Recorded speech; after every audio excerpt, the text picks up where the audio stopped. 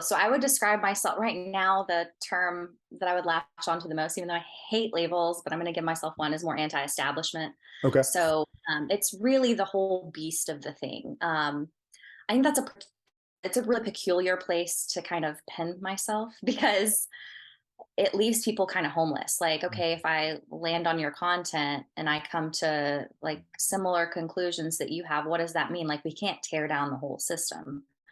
And I'm not advocating for anarchy Yeah, right. by any means.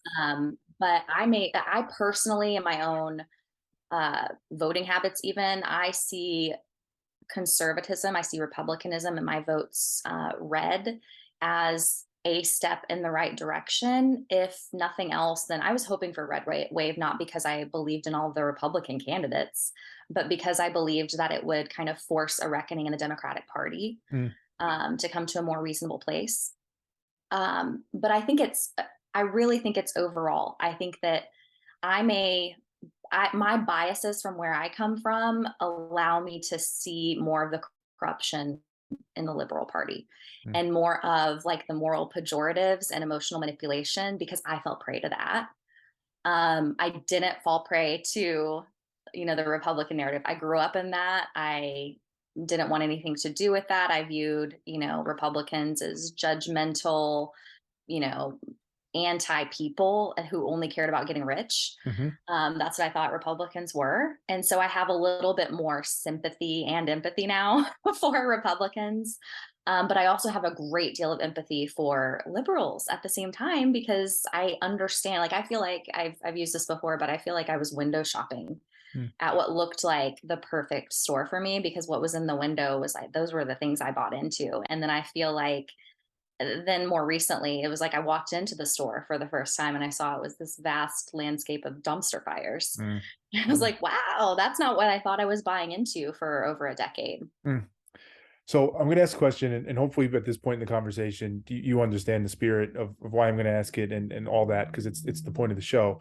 Um, Sure. and I'm genuinely asking, like, do you ever fear? Because I fear this sometimes. Do you ever fear that in that transformation, in that process, the same principles hold? It's just being redirected, right? The things that you bought into or thought you knew about the Liberal Party that made you think and view the world a certain way and hold certain beliefs have obviously shifted, but now it's just going in a different direction. It's the same types, not this, literally the same, but the same blind spots, biases, the human nature, the gravitational pull towards thinking like, oh, I've got it now, this is what the world is happening in the same way, just in a different direction. Again, I'm not suggesting it is, but we'd have to consider that, right? In the spirit of it. At that point, you weren't Absolutely. aware of it. Is it possible 10 or 15 years later from now, you look back and be like, oh shit, I was doing the same thing then, just focusing in a different direction? Absolutely. That has come to my mind numerous times. And I think it's good that I am aware of that and can constantly kind of check what I'm saying and the way I'm thinking against that. I think my cue is when I start to get angry or fearful.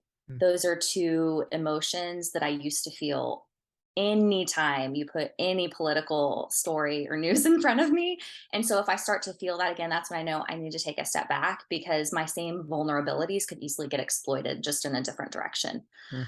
Um, I also know that when it comes to politicians, so the individual political figures, I will always vote for the person who is honest and seems the most trustworthy and has a track record to prove it and is making promises to do what's best for ordinary people. I will always vote for them above party, 100%. Mm. Um, and so I hope that in my podcast, obviously I have more experience. I was never conservative, and then I kind of recovered from that. I was liberal, and I had to kind of recover from those preconceived notions, and those prejudices. So that's the experience from which I speak. But I hope that I'm fair to, I've called out Republicans on the podcast who are pocketing billions of dollars from Yeah. pharmaceutical Yeah. companies. So I don't think that any political party can save us. I don't think that any individual politician can save us. I think that's the responsibility of a different power that we each have to access in our own lives. But I do think that we can help each other in our journeys to kind of let the scales fall from our eyes to see things a little bit more clearly.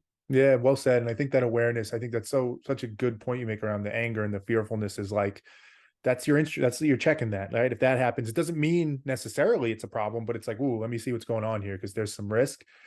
And it's interesting because I think, and this is, there's a no way a value judgment on this. It's just, it's a human nature that you could imagine in that. It goes back to that conservative liberal dynamic we were saying before, where when you kind of say, if anger, fearfulness, some of those emotions kick in, let me pull back, there's probably an implication that it probably does make you a little less liberal in that, where you're less just worried about the emotional people part of it. And I'm going to err on that side of it.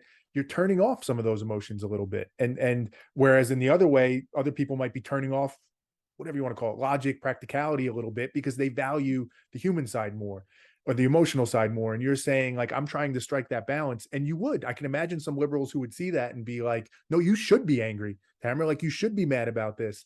And I couldn't say they were wrong necessarily, but for you, you found that, like, for me to get closer to my truth and what I'm trying to do, I need to turn that down a little bit. I can't have that ratcheted up to high.